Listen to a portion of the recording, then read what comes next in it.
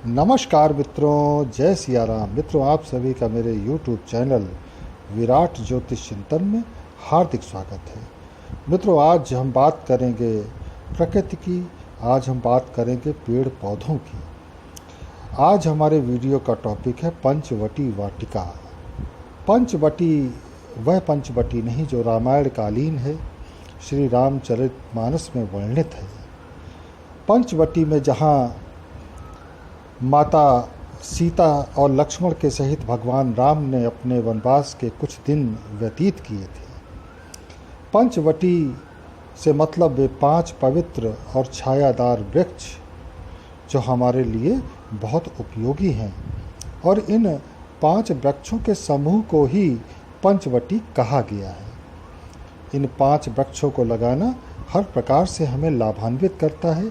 यह पर्यावरणीय पूर्णता का प्रतीक है। जैसे पंचभूतों का यानी 5 तत्वों का पृथ्वी, जल, अग्नि, वायु और आकाश का महत्व है, सृष्टि के निर्माण में वही महत्व पंचवटी का है।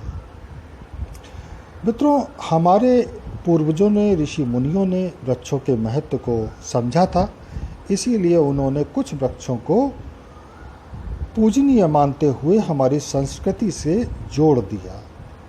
वृक्षों के नीचे बैठकर वे ईश्वर से साक्षात्कार करते थे। पीपल, बेल, वट, आंवला और अशोक, ये वे 5 वृक्ष हैं जिन्हें पंचवटी कहा गया है। ये 5 वृक्ष बहुत औषधीय गुणों से भरपूर हैं, यानी मेडिसिनल प्रॉपर्टीज़ वाले हैं। पंचवटी का पर्यावरणीय महत्व भी खूब है। इनका धार्मिक महत्व भी बहुत है। यदि पर्याप्त जगह हो किसी के पास तो पंचवटी वाटिका अवश्य लगानी चाहिए। इन 5 वृक्षों को 5 दिशाओं में स्थापित करना चाहिए। पीपल को पूर्व दिशा में, बेल उत्तर दिशा में, वट यानी बानियन ट्री को पश्चिम दिशा में, आंवला को दक्षिण दिशा में तथा अशोक को आग्नेय दिशा में यानी साउथ ईस्ट में लगाना चाहिए। मित्रों, पीपल के महत्व को कौन नहीं जानता। सर्वाधिक धार्मिक महत्व का ये वृक्ष है। प्रदूषण का शोषण करता है, प्राणवायु उत्पन्न करता है, कई रोगों के निवारण में उपयोग में आता है। यह रक्त विकार दूर करता है। इस वृक्ष को ज्योतिषीय उपाय में भी प्रयोग किया जाता है। इसके नीचे बैठकर जप, तप और अनुष्ठान किए जाते हैं। बेल पेट संबंधी बीमारियों में औषधीय रूप में प्रयुक्त होता है। बेल पर भगवान शंकर का निवास माना जाता है। बिल्व पत्र, सभी जानते हैं कि बिल्व पत्र शिवलिंग पर अर्पित किए जाते हैं। धार्मिक वृक्ष है, मोक्षकारी है। इसकी पूजा करने से दरिद्रता भी दूर होती है। इस वृक्ष को नियमित जल अर्पित करने से पितर तृप्त होते हैं, पितृदोष से मुक्ति मिलती है। अपने आसपास के वातावरण को ये वृक्ष सदैव शुद्ध रखता है। भगवान शिव की विशेष कृपा प्राप्त होती है उस व्यक्ति को। वट वृक्ष भी बड़ा पवित्र है। इसे जल देने व पूजने से पुण्य की प्राप्ति होती है। इसकी छाया मन को शांत बनाए रखती है। ये हमेशा हरा भरा रहता है। इसकी डालियाँ और पत्तों से जो दूध निकलता है, मैंने सुना है उसका तांत्रिक प्रयोग होता है। औषधि में भी ये वृक्ष बहुत काम आता है। इस वृक्ष के नीचे बैठकर मंत्र जप व अनुष्ठान करने का बहुत महत्व बताया गया है। अभी हाल ही में वट सावित्री पूजा का एक वीडियो मैंने प्रेषित किया था, उसमें भी वट वृक्ष की महिमा है। दाम्पत्य जीवन सुखद रहता है, सौभाग्य की प्राप्ति होती है। वैज्ञानिक शोधों में भी पाया गया है कि यह वृक्ष अधिक ऑक्सीजन देता है। ज्योतिष में इसे मघा नक्षत्र का प्रतीक माना गया है। आंवला वृक्ष का महत्व भी कम नहीं है।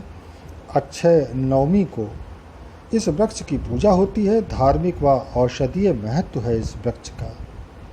यह वृक्ष प्रतिरोधक क्षमता को बढ़ाता है, दीर्घायु बनाता है। बुध ग्रह की पीड़ा शांति में इसका उपयोग होता है। पढ़ने वाले जो विद्यार्थी हैं उनके लिए भी इस वृक्ष का बहुत महत्व है। आंवले का चूर्ण कई रोगों का उपचार करता है। संस्कृत में अमृत फल और अमृता कहा गया है आंवले के वृक्ष को। विटामिन सी से भरपूर मात्रा इस वृक्ष से ही, इस फल से ही हमें प्राप्त होती है। स्वास्थ्य रक्षा में सर्वाधिक महत्व अगर है किसी वृक्ष का तो वह है आंवले का। और अब बात करते हैं अशोक वृक्ष की। तो अशोक के पेड़ का महत्व भी बहुत है, विशेष तौर पर महिलाओं के लिए। कई प्रकार की औषधियाँ बनती हैं जो स्त्रियों के स्वास्थ्य की रक्षा करती हैं। मांगलिक कार्यों में भी अशोक के पत्तों का प्रयोग होता है। ये वृक्ष हिंदू धर्म में शुभता का प्रतीक है। अशोक का आशय ही यही होता है जहाँ किसी भी तरह का शोक ना हो। ये घर की नेगेटिव एनर्जी को समाप्त करता है। स्त्रियों को चाहिए कि रोजाना इस पर जल अर्पित करें। आपने सुना होगा रामायण में सीता जी अशोक वाटिका में ही रहती थी। इसी से इस वृक्ष का महत्व समझ में आ जाता है। शुक्रवार को इस वृक्ष के नीचे घी व कपूर का दीपक जलाना चाहिए। इससे बहुत सारे लाभ होते हैं। अशोक का वृक्ष भी सदाबहार वृक्ष है। और इस तरह मित्रों ये पांचों वृक्ष हमें बहुत लाभान्वित करते हैं। और अगर हमारे पास जगह है पर्याप्त मात्रा में तो हमें ज़रूर पंचवटी वाटिका लगानी चाहिए। इससे अपना स्वयं का तो कल्याण होता ही है, फ़ायदा होता ही है, साथ साथ हम समाज का भी लाभ करते हैं। तो इसी के साथ मैं अपनी वाणी को विराम देता हूँ। मिलेंगे अगले वीडियो में किसी नए विषय के साथ। तब तक जय सिया राम, नमस्कार।